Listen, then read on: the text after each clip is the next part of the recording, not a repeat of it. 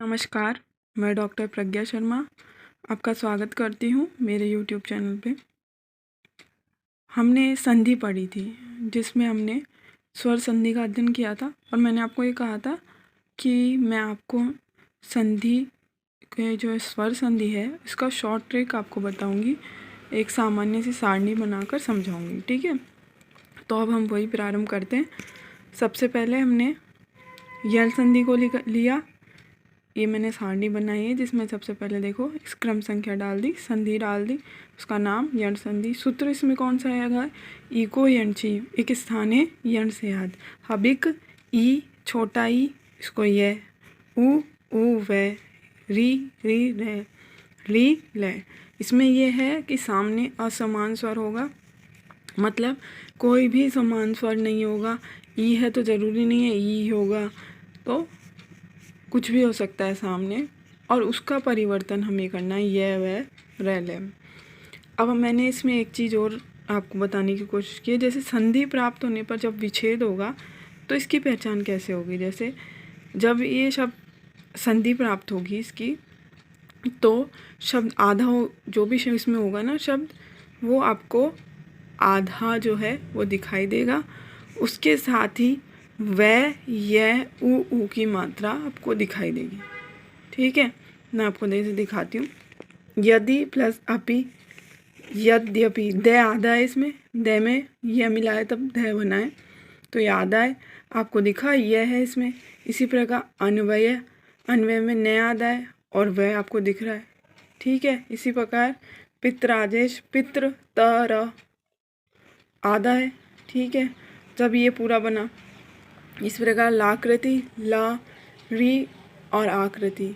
ठीक है, ये हमारी इसकी पहचान है। देखिए इसमें आपको ऊ भी दिख रहा है और वह भी दिख रहा है और बड़ा ऊ ई, तो ये हमने इसकी पहचान और विच्छेद, और इसके बाद मतलब आधा शब्द आपको दिखाई देगा जो जुड़कर आपको नया शब्द बनाएगा।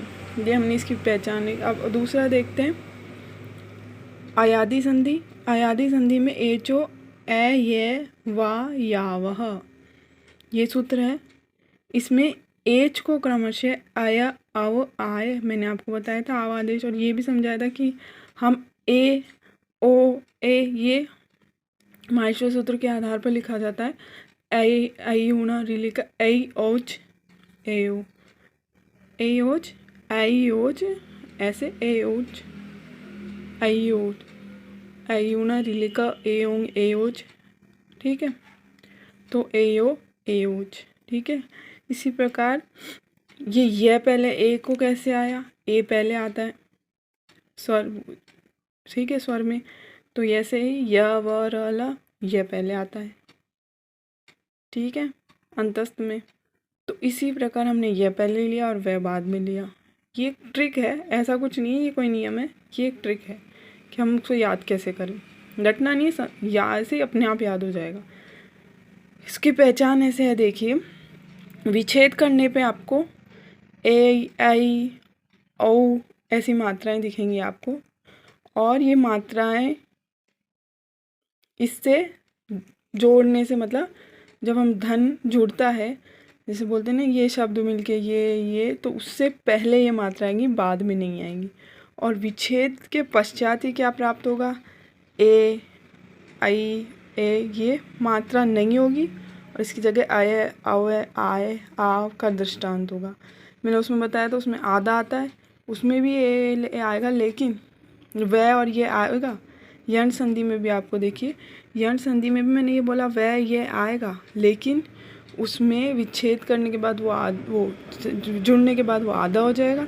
इसमें ऐसा कुछ नहीं, क्योंकि इसमें ये वो पूरा आया है आव है, तो वो पूर्ण हो जाएगा जुड़ने के बाद। देखिए उदाहरण, शे अनम, एक ही मात्रा दिख गई आपको, ए आया शा आयनम, आधा नहीं है यहाँ पे कुछ भी। देखिए इसके पश्चात भो अनम भवनम, शई अकह शायकह, भो प्लस उकह भाव के। इसमें आपको एक चीज़ और बताऊं, इसमें आपको संधि बढ़ने के बाद कोई भी ऊपर की तरफ मात्रा नहीं मिलेगी, नीचे है ऊपर थोड़ी है। ठीक है, आपको ये देखो कोई भी मात्रा नहीं आएगी, विच्छेद करने के बाद आपको मात्रा दिखेगी, विच्छेद करने के पूर्ण होने के बाद, जैसे भवनम बना तो इसमें कोई मात्रा नहीं है, शायक बना कोई मात्रा नहीं है, तो ये अपने आप पता चल गया अयादी संधि है। ठीक है, अब अगला देखते हैं अपन। आद गुण है, गुण संधि।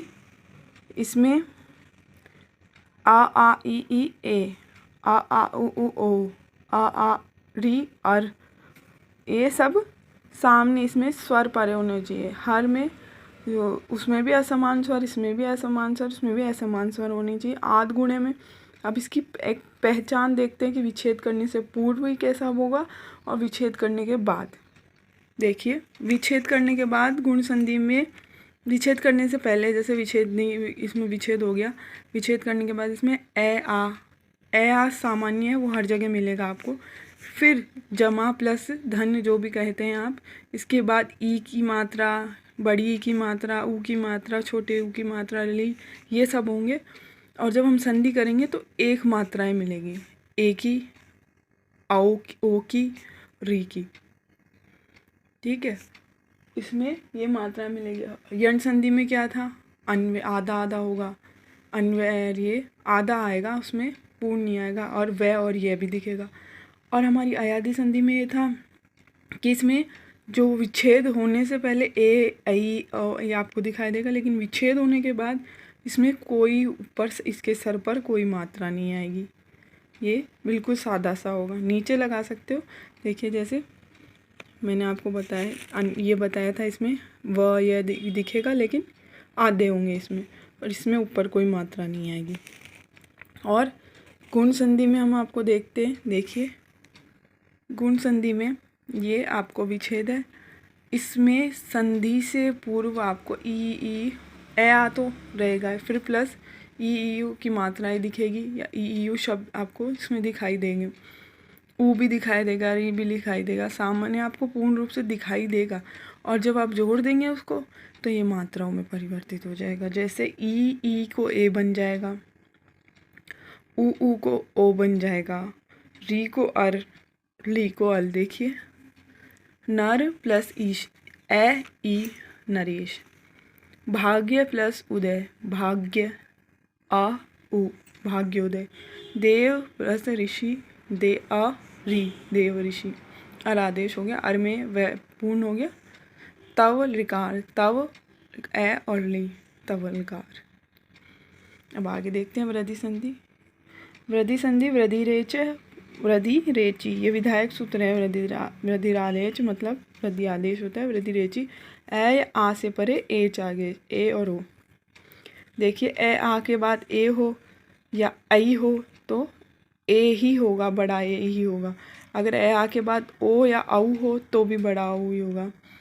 इसमें पहचान आपकी विच्छेद करने पे आपको सिंपल एक ए ओ ये सब की मात्राएं देखेगी, लेकिन जब आप विच्छेद संधि बनाएंगे इसकी तो इसमें हमेशा दीर्घ आएगा, बड़ी मात्रा आएगी। ठीक है, हमेशा आई की मात्रा आएगी, हमेशा ओ की मात्रा आएगी। देखिए जैसे एक एक, अ ए एक एक, देव ऐश्वर्यम, देव ऐश्वर्यम, जल औद्य, जल औद्य, आत्म औत्सुक्य, आत्म।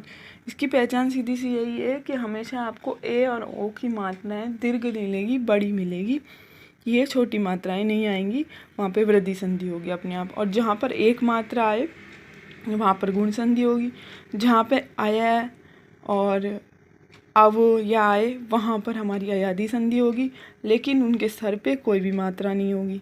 हाँ, विच्छेद करने पे मात्राएं आपको प्राप्त होगी, लेकिन विच्छेद करने के बाद मतलब संधि बनने के बाद आप उस घर पे कोई मात्रा नहीं होगी। और अर्यण संधि में ये और वह तो मिलेंगे, लेकिन हमेशा संधि करने के बाद वो जो शब्द बनेगा वो आधा होगा, उसमें एक शब्द आधा होगा जिससे वो पूर्ण शब्द बनेगा। ठीक है, इसके बाद हम देखते हैं दीर्घ संधि। नाम से इसमें बता रहा, वृद्धि से वृद्धि, दीर्घ से दीर्घ। अकह सैवर्ण दीर्घ, अख ए यू रीली से सैवर्ण, अभी तक हमारा था असैवर्ण, असमान वर्ण। इसमें ये बता रहा है कि ए के आगे आ या आ हो सकता है, ई के आगे ई, हमेशा समान वर्ण ही सामने आएगा तो वो दीर्घ हो जाएगा। आपको समान वर्ण ही जो दिखेगा, समान शब्द जो स्वर के आगे स्वर ही मिलेगा ना, तभी ही हम उसको दीर्घ करेंगे। अब इसको देखते हैं। देखिए इसकी पहचान। विच्छेद करने पे मैंने आपको बताया ए आ ई उ री री, ये सब सवर्ण ए आ ई मतलब उसके आगे यही सारे सवर्ण होंगे, तभी वो दीर्घ होगा। और संधि करने पे हमेशा दीर्घ ही प्राप्त होगा, मध्य में, बीच में। आपको जब बीच में दीर्घ आए, दीर्घ दिखाई दे तो समझ लेना वहाँ पर दीर्घ संधि। उदाहरण के रूप में देखिए, जैसे च प्लस अपी ए समान हो गया स्वर, समान स्वर हो गए। चापी मही प्लस ईश महिष ई, ठीक है, समान स्वर हो गए, वर्ण हो गए। तो देखिए बी मध्य में बड़ा ई, उसमें भी बड़ा आ। सु प्लस उक्ति सु उ दोनों समान हुए, उक्ति। पितृ प्लस ऋणम पितृ ऋणम री। मृच्छलिवर्त ली, बीच में बड़ा, सब में बीच में बड़ा है, सुक्ति महिष। तो आपको मध्यम में बड़ा ही मात्रा मिलेगी, आपको बड़ा ही मात्रा, तो वहाँ दीर्घ संधि। अब पररूप संधि और देखेंगे। पररूप एंगी पररूप है। ए आ से युक्त उपसर्ग, जहाँ पे प्रारंभ में ए आ से युक्त उपसर्ग हो, फिर प्लस हो, फिर ए हो, ठीक है। तो ए आ से युक्त उपसर्ग और ओ हो तो ये वृद्धि का अपवाद है। वृद्धि में मैंने आपको बताया था ए सामने होगा, तो हम क्या करेंगे, लेकिन उसमें हमने ये बताया था उसमें सामने ये हो सकता है, ये हो सकता है। वृद्धि में ये बताया था ए आ फिर ओ ए हो, तब हम वृद्धि करते हैं। इसमें यह है कि उपसर्ग होना चाहिए, और उपसर्ग भी या तो ए आ युक्त हो या स्वयं ए आ हो, तो हम उसको पररूप एक आदेश कर देते हैं। देखिए इसकी एक बार पहचान मैंने आपको बताई थी। उपसर्ग होना चाहिए, सीधा सीधा आपको उपसर्ग दिखाई देगा, और उपसर्ग के साथ आपको ए वर्ण दिखाई देगा पीछे, तो हम उसको ए या ओ जो वर्ण है उसको हम ए या ओ पररूप आदेश कर देंगे। संधि होने के बाद संधि में आपको ये पता चल जाएगा, जैसे प्रय परा उप आदि ये दिखाई देंगे, और जमाकरण प्लस के बाद ए ओ की मात्रा आपको दिखाई देगी। देखिए उदाहरण, प्रय प्लस ए जते, प्रय उपसर्ग, ठीक है, प्रय उपसर्ग ए, प्रय में ए तो पररूप ए। उप औषधि, उप में ए ओ, उप औषधि। आ ओम आ तो ओम, ठीक है। इस प्रकार हमारी ये एंगी ये पूर्ण हुई। इसके बाद आगे चलते हैं। ये है पूर्व रूप। एंग पदांतादति, जिसके अंत में एंग पद हो, ए और ओ परे होने पर ए हो तो पूर्ववर्ण आदेश। मतलब अब आपको देखिए, ए और ओ जब आपको दिख जाए ए और ओ आ रहा है, फिर उसके पश्चात ए, तो ए के स्थान पर ये पहचान देखिए, ए और ओ की मात्रा दिखाई देगी विच्छेद में, आपको विच्छेद करोगे तब उसके साथ आपको ए हमेशा ये पता चलेगा ही, ए आते ही हम समझ जाएंगे ए और ओ के साथ कि ये तो हमारी पूर्व रूप संधि है। और संधि होने के बाद ये चिन्ह, सामान्य सा चिन्ह दिख जाएगा, आपको पता लग जाएगा। इसमें देखिए, हरे अव निर्धनो अपि, हरे ए की मात्रा ए अव, निर्धनो अपि निर्धनो ओ की मात्रा निर्धनो। इस प्रकार इसको पहचानना और भी आसान है। कई बार ये चिन्ह नहीं मिलेगा आपको, तो ऐसे पहचानिए ओ और ए के, ए मिल जाएगा वहीं पे आपका ये पता चला। इसके बाद देखेंगे प्रकृति भाव। प्लुत प्रज्ञा अपि नित्यम इद दूदे द द्विवचनम प्रज्ञा। मैंने आपको बताया तो प्रज्ञा वर्ण कौन से होते हैं, प्रज्ञा वर्ण होते हैं द्विवचन संबंधित दीर्घ इकारांत, दीर्घ उकारांत, एकारांत। इन्हें प्रज्ञा वर्ण कहते हैं। प्रज्ञा पद अच संधि प्राप्त होने पर भी प्रकृति भाव। अब ये बताते हैं कि यहाँ पे संधि परिवर्तित होती है, क्योंकि इन्होंने बोला समान वर्ण हो गए, ई के पश्चात ई, तो हम, लेकिन ये इसका अपवाद कर रहे हैं, ये बता रहे हैं कि लेकिन द्विवचन हो बाद में तो हमारा ये सूत्र अपवाद करेगा, और हम उसको प्रकृति भाव मतलब ऐसे कैसे उतार देंगे। देखिए, हरि ये तो विष्णु उ ई इमो अमु गंगे। इस प्रकार मैंने आपको ये संपूर्ण शॉर्ट ट्रिक्स बताई है कि आपको कैसे पहचानना है और उनको कैसे पहचान के आपको उनकी संधि करनी है, और संधि करने से विच्छेद से पूर्व कैसे मिलेगा, विच्छेद के बाद कैसे पहचाने। तो इस प्रकार मैंने आपको ये समझाया।